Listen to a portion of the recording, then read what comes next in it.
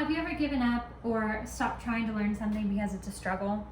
And did you ever have this experience while you were in school? I know that I did, a lot. Our public education system in the US has been broken for some time now due to the lack of funding it receives. Teachers aren't paid enough, class sizes are too big, and teachers and students are not receiving the proper support and resources they need to be successful. I, like many of you, attended public school. I saw how these budget cuts affected the relationship between students and teachers. I remember having to carry my books to and from school, and hating it so much because they couldn't afford duplicates for the classroom. I remember having to share printouts because the teachers were only allowed a certain amount of copies that they could make. And I remember having to donate products to my teacher at the beginning of each school year because there was no room for it in the budget. So where did all the money go? And how can we get this money back and invest it into our schools, into our future leaders? Over the next several minutes, I will be talking to you about how defunding law enforcement will aid in the reduction of crime by investing back into our public school systems. I urge you to listen with an open mind and an open heart. In a research report I found by Hjalmarsson and Lockmer, two economists, they describe education as being a human capital investment. It is believed that this investment increases our society's future of legitimate opportunities. That means active, positive, contributing members of society. And while doing that, it discourages crime. In the 2007-2009 recession, budget cuts caused our society's school to suffer immensely.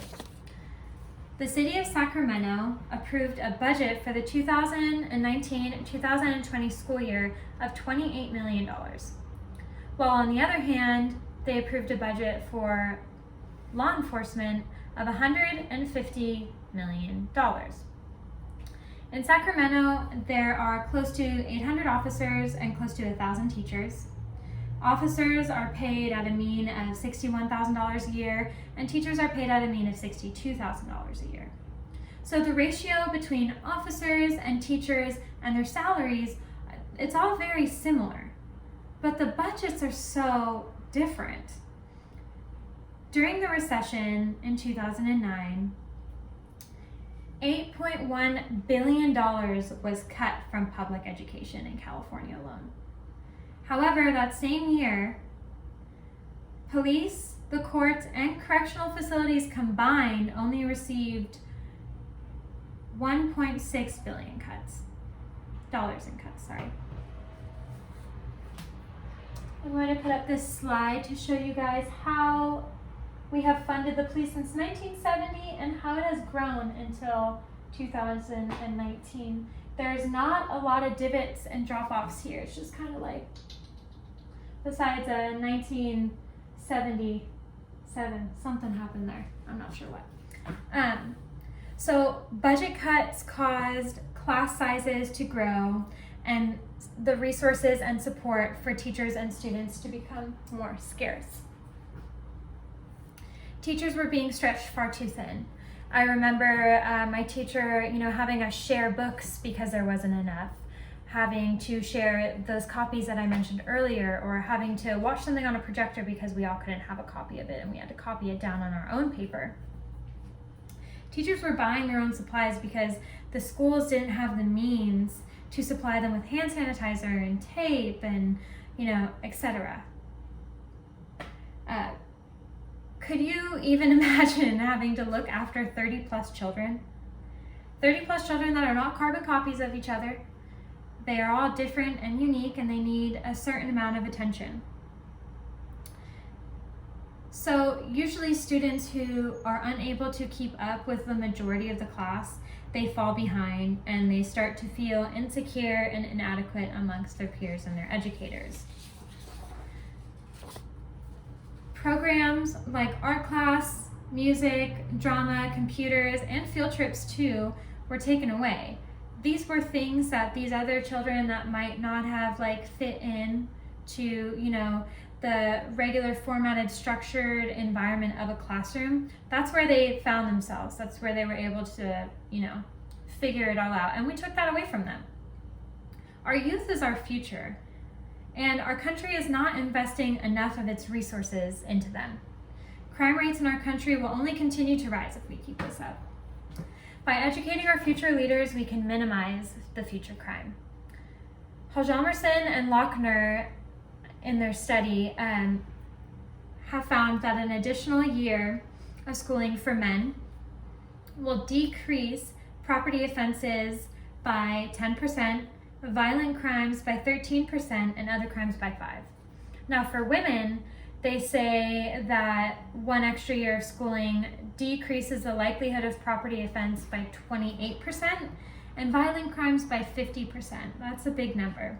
So it's clear that if we as a society invest more money into our education system, we can prevent the future crime, therefore alleviating the demand and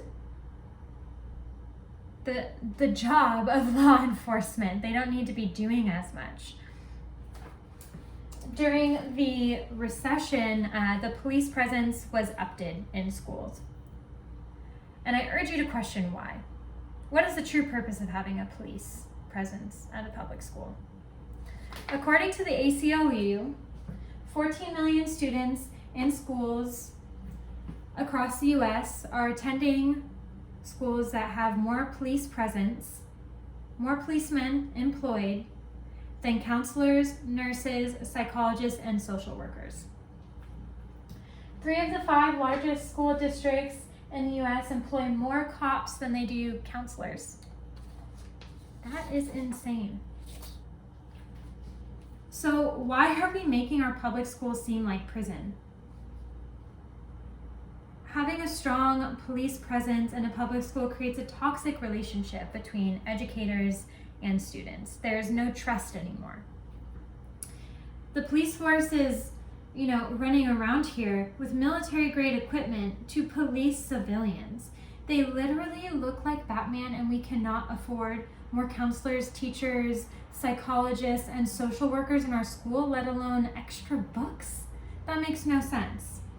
So imagine how our future youth could flourish with more school funding. What kind of confident, intellectual, secure leaders would we get later on down the line?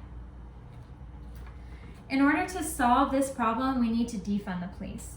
Now, bear with me, defunding the police is not as radical and maybe scary as it may seem. Our society has become overly reliant on police force. We call upon them to cite a person for a $20 counterfeit bill instead of just saying, I won't accept that, like you can take that somewhere else. We call upon them to roust homeless people up from corners and doorsteps. We call upon them to help with family disputes, stranger disputes, couple disputes. And we call on them to police our children in school, to handle a matter that once was a school disciplinary issue. Now it is put into the hands of a police officer. I believe that the quickest solution for this issue is to break ties with police in our public schools. It is not as though schools couldn't call upon them if they didn't really need them. I propose that we get rid of the contracts between public schools and law enforcement and invest the money from them back into our schools. This would provide more resources, programs, and support for students and teachers. Schools could hire more teachers, therefore creating smaller class sizes. They could also hire more counselors, more psychologists, and all of this would really ensure that each student is able to receive the attention and care they need and deserve. The school district in Rochester, New York, like so many others right now, have cut ties with the police department. So Rochester laid off an entire school's police department and reduced the police department's budget by $3 million.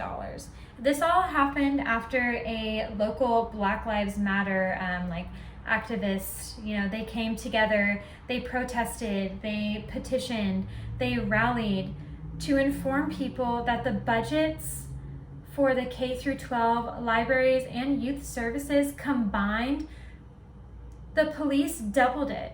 It didn't even come close. So Rochester has been able to redirect 130,000 of that 3 million into youth services, and it hasn't even been a month. So excited to see where that goes.